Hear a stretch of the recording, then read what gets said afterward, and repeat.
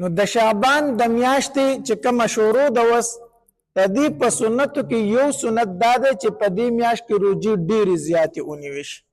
او دا د نبي علیه الصلاة والسلام عادت مبارک ده چې په دې میاشت کې به روجې ډېرې نیوي عائشه بی فرمایي نبی علیه الصلاة والسلام په یو میاشت کې دومره نفلي روجې نه دي نیولي څومره زیاتې روجې وای چې د شعبان په میاشت کې نیولي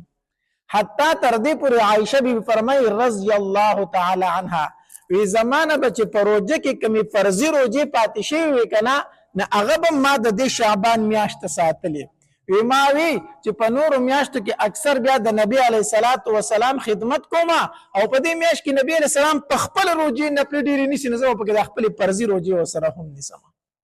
ما به ورسره پکې فرضي روجې نیولي د نبی علیه الصلاة والسلام سره په دې میاشت کې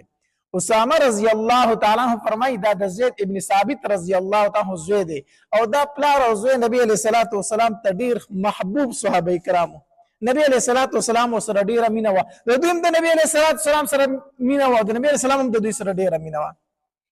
نو اسامه رضی الله تعالی فرمایي وی یو ځل د نبی علیه الصلاة والسلام نه چا پوښتنه وکړه د الله پاک پیغمبر ته د شعبان په میاشت کې دا روجې ولې ډېرې نیسي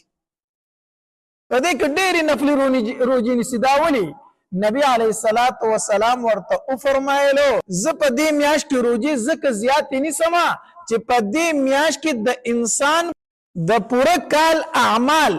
دا د الله تبارک وتعالی په دربار کې پیش کیږي نو زه غواړم چې زما اعمال د الله په درگاه کې پیش کیږي چې زه په روجې سره یم ټول نبی رسول الله داغي وجه بیان کړه